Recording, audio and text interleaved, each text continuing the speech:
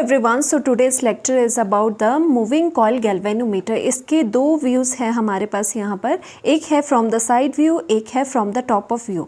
तो यहाँ पर जो टॉप व्यू है उसमें क्या है, जो कि आपको ऊपर से दिखाई देगा। गैल्वेनोमीटर इस तरह से दिखता है, साइड से आपको इस तरह से दिखता है। तो फर्स्टली इसका जो मूविंग कॉइल गैल्वेनोमीटर है, इसका यूज़ कहाँ है? So it is a device use to detect small amount of current and voltage. Also it detects the direction of the current. ये जो स्मॉल अमाउंट ऑफ आपके करंट हो गए, वोल्टेजेस होगी, उसको डिटेक्ट करता है। साथ ही ये क्या डिटेक्ट करता है? डायरेक्शन ऑफ करंट को भी डिटेक्ट करता है। और साथ ही साथ ये क्या होता है, it is the sensitive device which detect the small current. और ये यूजुअली स्मॉल करंट को ही डिटेक्ट करने के लिए यूज़ होता है। सेंसिटिव कोई डिवाइस होता है, इसका मतलब क्या हुआ, अगर ये सेंसिटिव है डिवाइस तो दैट मीन्स ये स्मॉल से स्मॉल करंट को डिटेक्ट करेगा। इनफैक्ट जो बड़े करंट होते हैं उनको डिटेक्ट करने के लिए एमीटर का यूज़ होता है। वो भी आगे हम करेंगे कि वोल्ट मीटर और जो एमीटर है वो भी आपके गैल्वेनोमीटर से ही बनते हैं। उसमें थोड़े हम चेंजेस करते हैं, फिर आपके यही जो आपका मूविंग कॉइल गैल्वेनोमीटर है वही आपका एमीटर और वोल्ट मीटर बन जाते हैं। नाउ अब इसमें इसका सेटअप क्या है, सबसे पहले इसकी कंस्ट्रक्शन कैसी है। यहाँ पर हमने दो मैग्नेट्स लगा देने हैं, नॉर्थ एंड साउथ। नॉर्थ से आपका साउथ में मैग्नेटिक फील्ड लाइन जाएगी और इन सच अ वे एक स्पेशल काइंड के आपने दोनों यहाँ पे मैग्नेट्स लगाने हैं। किस तरह से कि ये आपके कैसे होने चाहिए, कनकेव मैग्नेट्स होने चाहिए। यानी कि जो इसकी यहाँ पर इनर है, इनर थिंग है, यहाँ पर ये कनकेव की तरह कट होनी चाहिए। इसकी वजह से क्या होगा, जब आप कनकेव मैग्नेट्स लेते हो इस तरह के, उसकी वजह से जो मैग्नेटिक फील्ड आपके पास आती है वो कैसी आती है, वो आती है रेडियल मैग्नेटिक फील्ड। उस मैग्नेटिक फील्ड को कहते हैं रेडियल मैग्नेटिक फील्ड, जिसका काम हमें बहुत ज़्यादा लगने वाला है। तो रेडियल मैग्नेटिक फील्ड कैसी होती है, जैसे बाइसिकल का जो आपका पहिया होता है उसमें जो सेंटर से लेके कैसे स्कैटर्ड हुई होती है मैग्नेटिक फील्ड आपकी, यानी कि इस तरह से यहाँ से आ रही होगी, फिर ऐसे जा रही होगी, ऐसे ऐसे जा रही होगी। ओके, तो इस तरह से ये रेडियल मैग्नेटिक फील्ड होती है। तो यहाँ से साइड व्यू अगर देखेंगे तो सबसे पहले बीच में हमने इसमें क्या रखना है, एक सॉफ्ट आयरन कोर रखनी है और उसके ऊपर हमने यहाँ पर जो कॉइल है हमारी कॉपर की जो वायर्स है, जो कि इंसुलेटेड है बाहर से, उसको क्या करना है, उसको ऐसे कॉइल करते रहना है। इसके एंड टर्न्स, यानी कि जितने मर्जी आप कहो उतने टर्न्स आप यहाँ पर कर सकते हो। तो एक टर्मिनल T1 है, एक टर्मिनल आपका T2 है जहाँ से करंट आएगा। सो यहाँ से सपोज आपका क्या है, यहाँ से करंट फ्लो कर रहा है और यहाँ से करंट वापस आ रहा है। सो ये क्या बन गई, ये बन गई करंट कैरिंग रेक्टेंगुलर कॉइल बन गई। ओके, इसके ऊपर इस तरह से इमेजिन करो कि एक सिलेंडर है, उसके चारों तरफ ऐसा हमने कॉइल करके रखा है उसको। तो उसकी वजह से क्या होगा, यहाँ पर टॉर्क डेवलप होगा। ओके, सो उससे पहले ये भी कर लेते हैं कि यहाँ से जो इसको यहाँ से सस्पेंड करा गया है तो उसके साथ हमने एक स्प्रिंग लगा रखी है। अब इस स्प्रिंग का काम क्या होगा वो भी बड़ा ही इंपॉर्टेंट है, ये एक और टॉर्क यहाँ पे जनरेट करेगा। बट ये जो आपकी कॉइल है, जो ये रेक्टेंगुलर जो कॉइल है, उसके साथ ही अटैच्ड आपका ये पॉइंटर होता है जो आपका पॉइंट करेगा। ये आपका स्केल है, बीच में वैल्यू 0 रहती है। करंट को अगर आपको करना है तो अगर यहाँ से करंट की डिफ्लेक्शन इतनी होती है तो दैट मीन्स इतना करंट है आपका। यूजुअली ये स्मॉल करंट को डिटेक्ट करने के लिए होता है। दैट मीन्स जो आपका ये पॉइंटर है, पॉइंटर कैसे मूव करेगा, पॉइंटर अगर आपका बिल्कुल डायरेक्टली अटैच था किसके साथ, ये रेक्टेंगुलर कॉइल के साथ। दैट मीन्स अगर ये रेक्टेंगुलर कॉइल जो है वो मूव करेगी तो आपका पॉइंटर भी मूव करेगा। ओके, सो इसके पीछे अब क्या हम देखते हैं कि आपको पता है प्रिंसिपल क्या है, कि जब भी एक current carrying coil, rectangular coil को हम एक यूनिफॉर्म मैग्नेटिक फील्ड में रखते हैं, उसकी वजह से क्या होता है, उस पर टॉर्क लगता है। और टॉर्क क्या करता है, ये अभी ऐसी है आपकी, ठीक है, रेक्टेंगुलर कॉइल, तो टॉर्क लगने की वजह से वो उसको ऐसे फ्लिप करता है। ओके, तो ये अगर फ्लिप करेगा तो ऑब्वियस सी बात है जो पॉइंटर है आपका यहाँ पर इसके साथ लगा हुआ, वो भी क्या करेगा, वो भी डिफ्लेक्शन शो करेगा, क्योंकि आपकी जो ये है ये क्या कर रही है, ये टर्न कर रही है, उसी वजह से इसमें भी डिफ्लेक्शन आएगी। सो आपका जो प्रिंसिपल है, it is based on the fact that when a current carrying rectangular coil is placed in a magnetic field, यानी कि uniform magnetic field, it experiences a torque. ये आपका टॉर्क एक्सपीरियंस करेगा। वैसे मैं यहाँ पर लिख लूँ उसके अकॉर्डिंग टॉर्क कितना लगता था उस पर, torque is equal to N. N is the total number of जितनी आपकी टर्न्स है उस कॉइल की, रेक्टेंगुलर कॉइल्स में कितनी नंबर ऑफ टर्न्स है, आई कितना करंट जा रहा है, ए क्या हो जाएगा आपका area of cross section of the coil and आपका B is the magnetic field, और साइन थीटा आपका हो जाता है, theta is the angle between the magnetic field and the area vector. So ये आपको पता होना चाहिए। नाउ कंस्ट्रक्शन इसके देखते हैं, और उसी तरह से इसका अभी आपने साइड व्यू देखा है, और अभी टॉप व्यू अगर देखोगे तो टॉप से ये जो सिलेंडर है उसका टॉप फेस आपको ऐसे दिखाई देगा, ठीक है, सिलेंडर का ये टॉप फेस ऐसे दिखाई दे रहा है, और यहाँ पर क्या दिखाई देगा कि ये वाली जो यहाँ से कॉइल हुई हुई है, इस तरह से कॉइल हुई थी, वो आपको इस तरह से दिखाई देगी, दिस इज़ योर कॉइल। और अगेन ये क्या है, ये आपका सिलेंडर है, और अगेन यहाँ से जो पॉइंटर है वो यहाँ से डायरेक्टली जो कॉइल है उसके साथ लगा है, कॉइल मूव करेगी तो पॉइंटर भी मूव करेगा, और यहाँ से नॉर्थ से साउथ अगेन आपकी क्या है, कनकेव आपने मैग्नेट्स लिए हैं, इसकी वजह से आपकी रेडियल मैग्नेटिक फील्ड यहाँ पर प्रोड्यूस हो रही है, और इसका भी इंपॉर्टेंस होता है कि क्यों हमें रेडियल मैग्नेटिक फील्ड्स चाहिए होती है। सो नाउ प्रिंसिपल आपने देख लिया। Now construction consist of a rectangular coil of insulated copper wire, यानी कि आपको इंसुलेटेड कॉपर वायर चाहिए, सो आपस में वो कोई इंटरेक्शन ना करे, and the coil is wound around a soft iron core, जो सॉफ्ट आयरन कोर होगा बीच में हमने लिया है, उसके चारों ओर आपको ये लगानी है। सिंस आयरन इज़ अब ये देखो एक और इम्पॉर्टेंट चीज़ है कि आप ये सॉफ्ट आयरन कोर क्यों लेते हो। सिंस आपको पता है जो आयरन है वो एक फेरोमैग्नेटिक सब्सटेंस है, फेरोमैग्नेटिक इन नेचर होता है। फेरोमैग्नेटिक क्या होते हैं, जो अट्रैक्ट करते हैं मैग्नेटिक फील्ड लाइन्स को, जो ये फील्ड लाइन्स हैं उसको क्या करते हैं, वो ज़्यादा अट्रैक्ट करते हैं। सो ये भी आयरन के रखने का मतलब क्या है, ये जो आयरन रखेंगे ये फेरोमैग्नेटिक है, इस वजह से मैग्नेटिक फील्ड लाइंस को ज़्यादा अट्रैक्ट करेगा, hence strength of magnetic field increases around it. So that means at this point जहाँ उसे रखा गया है, इसका काम इसीलिए है क्योंकि ये ज़्यादा मैग्नेटिक फील्ड को अट्रैक्ट करता है। सो ज़्यादा इंटेंसिटी आपको यहाँ बीच में बिल्कुल मिडल में देखने को मिलेगी, ज़्यादा intensity of the magnetic field, इसीलिए हमने रखा है ये सॉफ्ट आयरन कोर, इसी से हमने वुंड करा है, इसको कॉइल करा है आपकी इसको रेक्टेंगुलर कॉइल को। Now it helps in increasing the sensitivity of the moving coil galvanometer, और हमें आ भी जाता है ये हम क्यों लेते हैं सॉफ्ट आयरन कोर, क्योंकि इसकी वजह से जो आपकी गैल्वेनोमीटर है उसकी सेंसिटिविटी इंक्रीज़ हो जाएगी। सेंसिटिविटी का मतलब क्या होता है, सपोज इन टर्म्स ऑफ अगर मैं करंट बोलूँ कि ये छोटे से छोटे करंट को आपका डिटेक्ट कर लेगा, सेंसिटिविटी वो होती है।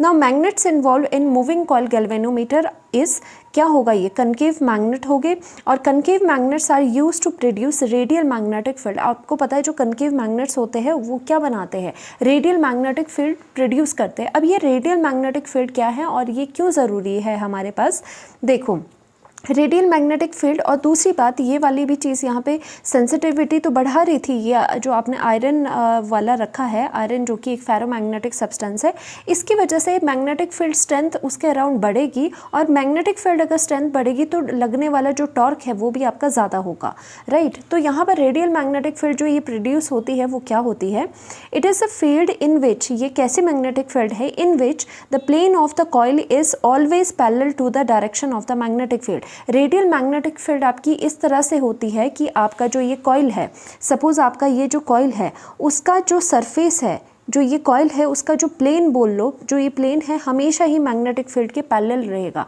यहाँ पर आपको ऐसे लग नहीं रहा होगा कि पैरेलल, बट ये हमेशा इसका जो प्लेन है, जिस प्लेन में ये है, ये मैग्नेटिक फील्ड और ये जो आपका ये कॉइल्स है, ये हमेशा एक ही प्लेन में रहती है, यानी कि आपके दोनों क्या हो गए, दोनों आपके पैरेलल होते हैं, राइट। अब इसके पैरेलल होने की वजह से एक और हमें बेनिफिट है कि इसका जो एरिया वेक्टर होता है, यहाँ देखो जो कॉइल का जो एरिया वेक्टर होगा ए और बी के बीच में हमेशा एंगल आपका 90 डिग्री रहेगा, ओके। आगे भी हम डिस्कस करेंगे। तो आपको यही करना है इसमें कि जो रेडियल मैग्नेटिक फील्ड होती है वो ऐसी फील्ड है जिसमें कि जो प्लेन ऑफ द कॉइल है वो हमेशा क्या होता है, पैरेलल होता है in the direction of the magnetic field, और at every position of the coil field are parallel to the plane of the coil. ऐसा नहीं है कि सिर्फ यहाँ पर वो पैरेलल है, कहीं पर भी आप अगर इस कॉइल की किसी भी पोजीशन पे देख लो, अगर सपोज इस पोजीशन में मैंने देखना है कि क्या हो रहा है इनके बीच का कैसा प्लेन है, किस तरह से अलाइनमेंट है इनकी, तो हमेशा आप पाओगे कि कोई ना कोई मैग्नेटिक फील्ड जो रहेगी वो इसके पैरेलल ज़रूर रहेगी।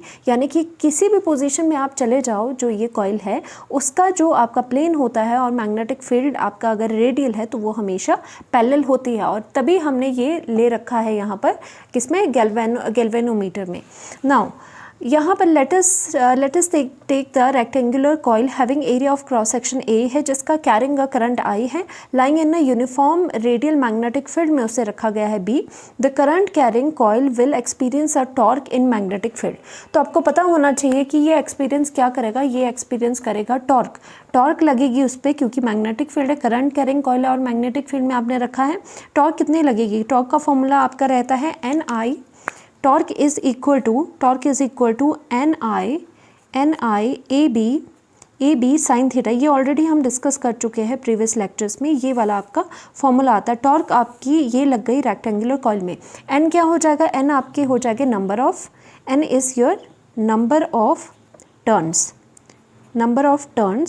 ऑफ कॉइल, ठीक है, number of turns of coil, कितनी कॉइल आपकी टर्न हुई है। आई करंट है, ए क्या है, area of cross section of the coil कितना है, बी क्या हो जाएगा मैग्नेटिक फील्ड। अब थीटा देख लो, व्हाट इज थीटा, थीटा क्या हो जाएगा आपका, इज द एंगल बिटवीन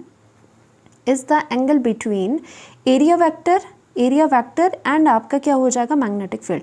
अब ये जो एरिया वेक्टर है ये किसका है, ये आपकी जो कॉइल है उसका ये एरिया वेक्टर है। तो हमें देखना है कि एरिया वेक्टर और मैग्नेटिक फील्ड के बीच का जो एंगल है थीटा, वो इस मूविंग कॉइल गैल्वेनोमीटर में कितना है। नाउ सो हम बात कर लेते हैं कि उसके बीच का एंगल कितना होगा।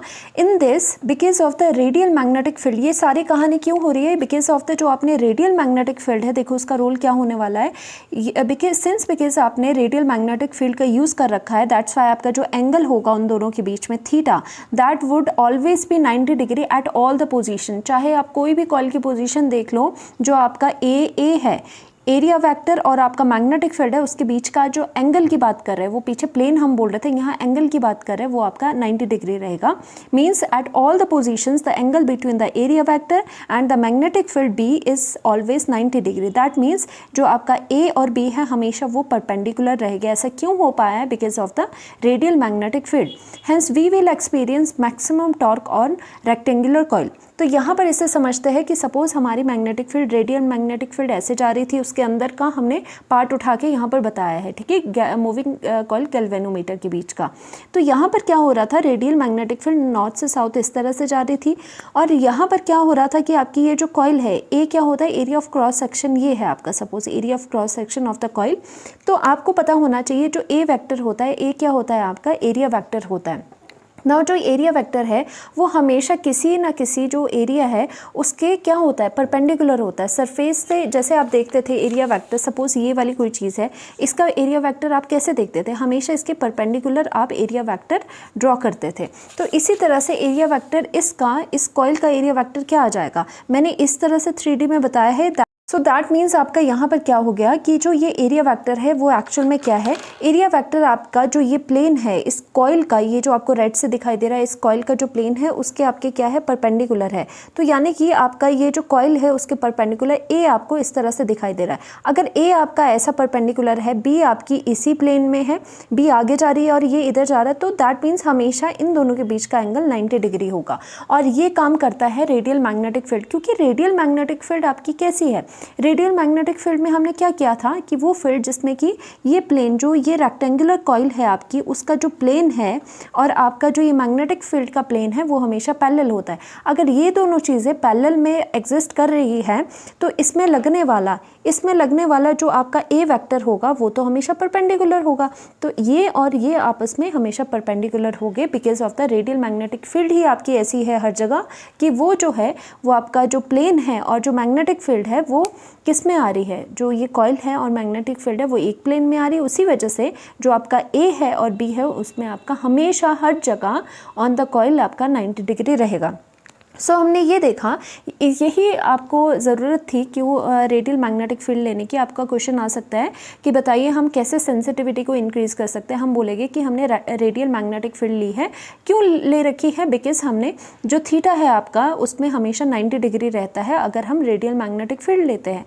तो थीटा 90 होने की वजह से हमें क्या बेनिफिट मिला कि जो टॉर्क होता है, टॉर्क की वैल्यू जो NIA साइन थीटा थी वो कितनी हो जाएगी, NIA बी साइन 90 हो जाएगा। साइन 90 कितना होता है आपका 1 हो जाएगा। सो दैट मीन्स आपका यहाँ जो टॉर्क लग रही है वो मैक्सिमम टॉर्क है जिसकी वैल्यू NIA और आपकी B है, राइट, NIA बी है।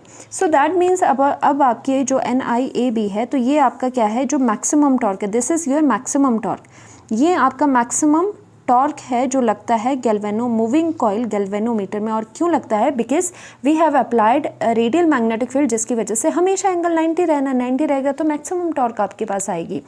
नाउ मैग्नेटिक टॉर्क जो आपकी है, जो मैक्सिमम आई है, ये तो आपकी लग रही है, इसकी वजह से क्या हो जाएगा, इसकी वजह से आपको पता है यहाँ पर जो पीछे हमने सेटअप करा था, यहाँ पर एक पॉइंटर भी लगा होता है, राइट, यहाँ एक पॉइंटर लगा होता है। अगर ये कॉइल आपकी मूव करती है तो पॉइंटर भी मूव करता है, और ऊपर से आपकी क्या थी, स्प्रिंग लगी हुई थी।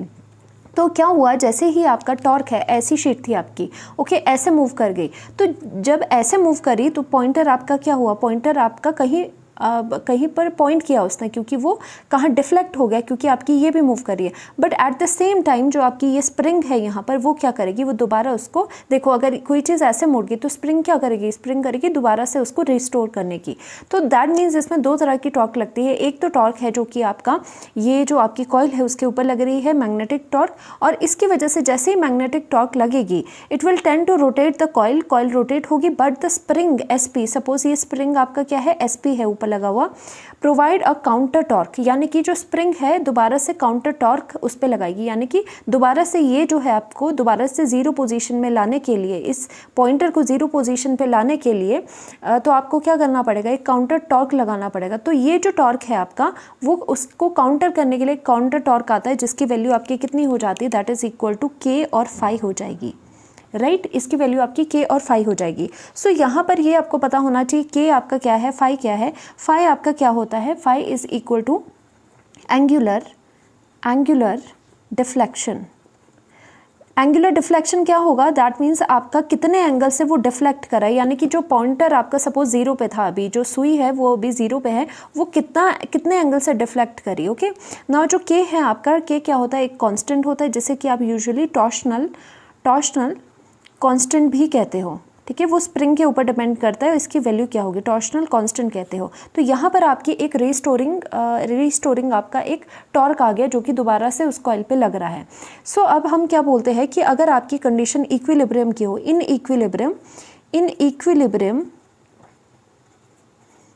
इन इक्विलिब्रियम आपका क्या हो जाता है कि जो आपकी ये वाली टॉर्क इस पे लग रही है, दैट मीन्स आपका जो टॉर्क ये वाली है NIAB, मैग्नेटिक जो टॉर्क है, वो किसके इक्वल हो जाती है, वो हो जाती है इसके इक्वल, यानी कि K phi के इक्वल हो जाती है, जो कि ये स्प्रिंग दोबारा से टॉर्क लगा रही है। तो दैट मीन्स दोनों टॉर्क आपकी क्या हो जाएगी, सेम हो जाएगी। तो इस कंडीशन में आप देख सकते हो कि जो phi की वैल्यू है वो कितनी है, phi जो है एंगल ऑफ डिफ्लेक्शन, जो है एंगुलर डिफ्लेक्शन, उसकी वैल्यू आपकी कितनी हो जाएगी, NIAB हो जाएगा, और नीचे डिवाइड में आप क्या लिखोगे, डिवाइडेड में आप K लिखोगे।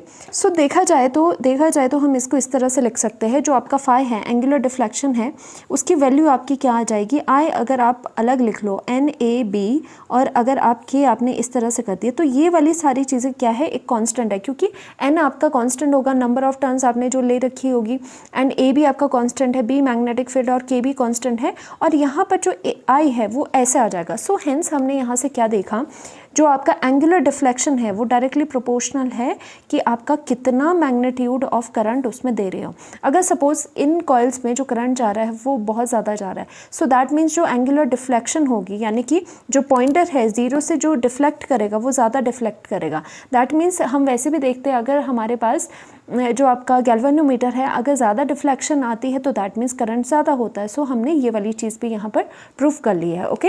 यहाँ पर भी देख सकते हो कि अगर I करंट की वैल्यू अगर आपकी ज़्यादा हो जाएगी तो ये जो डिफ्लेक्शन थी ये आपकी ज़्यादा हो जाएगी, ये जो पॉइंटर है वो ज़्यादा वैल्यू पे डिफ्लेक्ट करेगा, ठीक है, ये आपका स्केल है यहाँ पर। और एक और चीज़ ये होती है कि डायरेक्शन ये कैसे बताता है, सपोज़ अभी आपकी डायरेक्शन जो थी, आपका ये पॉइंटर इस तरफ को डिफ्लेक्ट करा, सपोज़ फॉर अ गिवन जो आपने करंट की डायरेक्शन जिस तरह से दी है, इस तरह से आपकी जो पॉइंटर है वो डिफ्लेक्ट हुआ। सपोज़ जो करंट इसमें अभी गिवन है, अगर उस करंट का ऑपोजिट आप कर देते हो, यानी कि उस करंट को ऑपोजिट कर देते हो, तो क्या आ जाता है, ऑपोजिट डायरेक्शन में करते हो तो यहाँ पे जो डिफ्लेक्शन है वो इस तरफ को आ जाएगी, यानी कि अभी डिफ्लेक्शन इस तरफ को हो रही थी, करंट की डायरेक्शन चेंज करोगे तो यहाँ पे डिफ्लेक्शन दूसरी डायरेक्शन में होगी। तो हेंस आपको यहाँ से पता चल जाता है कि आपने करंट की जो डायरेक्शन है वो चेंज करी है। सो ये जो गैल्वेनोमीटर है वो करंट की डायरेक्शन को भी डिटेक्ट कर लेता है। Now comes to the current sensitivity of galvanometer. देखो करंट सेंसिटिविटी ऑफ गैल्वेनोमीटर क्या होती है, it is defined as the deflection per unit current.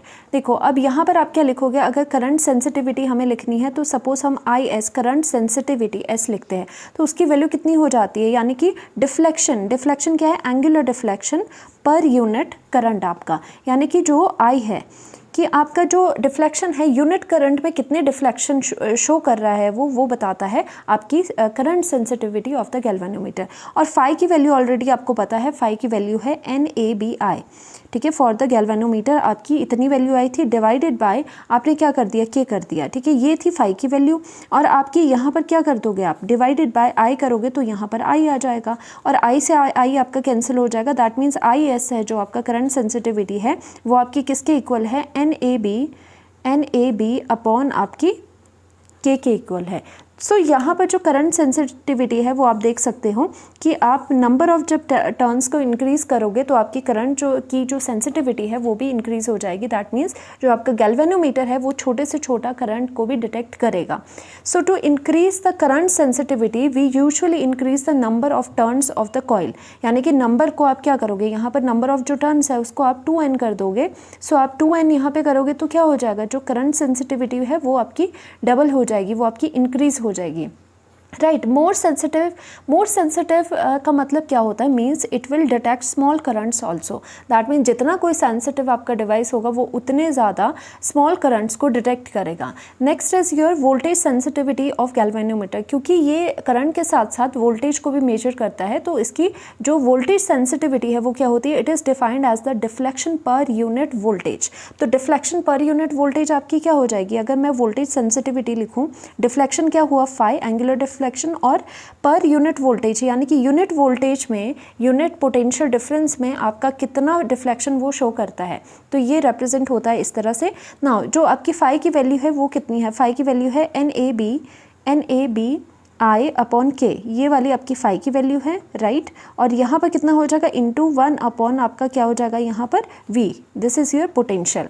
Now according to the formula V equals to IR, तो V equals to IR अगर आपका है तो आपको वोल्टेज यहाँ पर नहीं चाहिए, आप चाहते हो कि कोई थोड़ी सिमिलर सी टर्म्स आ जाए सो दैट चीज़ें कैंसिल आउट हो जाए। सो यहाँ पर वोल्टेज की जगह आप IR अगर लिखते हो तो आपकी जो सेंसिटिविटी है उसका वैल्यू क्या आ जाएगी, NABI और यहाँ पर डिवाइडेड बाय K के साथ आपका टॉर्शनल कांस्टेंट के साथ I इंटू R हो जाएगा। देन योर I और I गॉट कैंसल्ड और आपका कितना आ जाएगा, जो यहाँ पर VS है, VS की वैल्यू कितनी आ जाएगी आपकी, NAB अपॉन K और साथ में आपका R हो जाएगा। तो आप यहाँ पर देख सकते हो जो आपकी ये V है, VS है, यानी कि पोटेंशियल सेंसिटिविटी है, आपकी वोल्टेज सेंसिटिविटी है, वो इस तरह से है। बट इसमें बहुत इंपॉर्टेंट चीज़ें जो NCERT में भी आपको मेंशन है कि increasing current sensitivity may not increase voltage sensitivity. देखो हम ऐसा नहीं कर सकते, हमें बेशक यहाँ पर दिखाई पड़ रहा है कि अगर नंबर ऑफ टर्न्स हम इंक्रीज़ करें तो वोल्टेज सेंसिटिविटी आपकी इंक्रीज़ करनी चाहिए, बट ऐसा नहीं होता। देखो यहाँ पर तो नंबर ऑफ टर्न्स अगर इंक्रीज़ करोगे तो सेंसिटिविटी येस ऑफ कोर्स वो इंक्रीज़ होगी, but same does not applied for the voltage sensitivity. इसमें डिफरेंट हो जाती है चीज़ें, क्या, let n is equal to 2n, अगर आपका सपोज नंबर ऑफ टर्न्स आप इंक्रीज़ कर देते हो, सपोज ये हम प्रूव भी कर लेते हैं यहाँ पे कि दोनों के सेंसिटिविटी इंक्रीज़ करने के लिए डिफरेंट तरीके होते हैं। सपोज आपने नंबर ऑफ जो टर्न्स थी कॉइल की वो 2n कर दी, उसको डबल कर दिया, तो जो आपकी फाई अपॉन I है यानी कि करंट सेंसिटिविटी है वो तो डबल हो गई, it double the current sensitivity. But अगर वोल्टेज सेंसिटिविटी को आप देखोगे एज n इक्वल्स टू आपने 2n करा, नंबर ऑफ जो टर्न्स है वो आपने डबल कर दिए, तो जो रेसिस्टेंस है also increases as length increases. देखो आपको पता होगा जो रेसिस्टेंस होती है वो लेंथ के साथ इंक्रीज करती है, ओके, लेंथ की डायरेक्टली प्रोपोर्शनल होती है। सो जैसे आपने नंबर ऑफ जो टर्न्स है वो इंक्रीज कर दिए तो लेंथ ऑफ द कॉइल भी इंक्रीज होगी, तो वो जो कॉइल है उसके अपने रेसिस्टेंस जो है वो रेसिस्टेंस क्या हो जाएगी, वो डबल हो जाएगी रेसिस्टेंस। सो अब क्या हुआ, नंबर ऑफ टर्न्स इंक्रीज करने से साथ ही साथ आपका रेसिस्टेंस भी डबल हो गया। सो जो voltage sensitivity phi upon V का फॉर्मूला है NAB अपॉन KR, तो अगर आप यहाँ पर n की जगह 2n डालोगे और r की जगह 2r पुट करोगे तो उसकी वजह से 2 और 2 कैंसिल हो जाएगा, दोबारा से आपके पास वही वैल्यू आ जाएगी। That means phi upon v is equal to phi upon v। पहले और बाद में दोनों में ही जो आपकी वोल्टेज सेंसिटिविटी है उसको कुछ फ़र्क नहीं पड़ रहा है जब आपने ये किया। ऐसे क्यों हो रहा है? क्योंकि ऐसा करने से आपका जो रेसिस्टेंस है वो भी आपकी डबल हो रही है। सो होपफुली आपको ये सब समझ आया होगा मूविंग कॉइल गैल्वेनोमीटर काम कैसे करता है। नेक्स्ट में हम एमीटर और वोल्ट मीटर को एक्सप्लेन करेंगे कि गैल्वेनोमीटर से ही हम किस तरह से एमीटर एंड आपके वोल्ट मीटर बना सकते हैं। Thank you so much.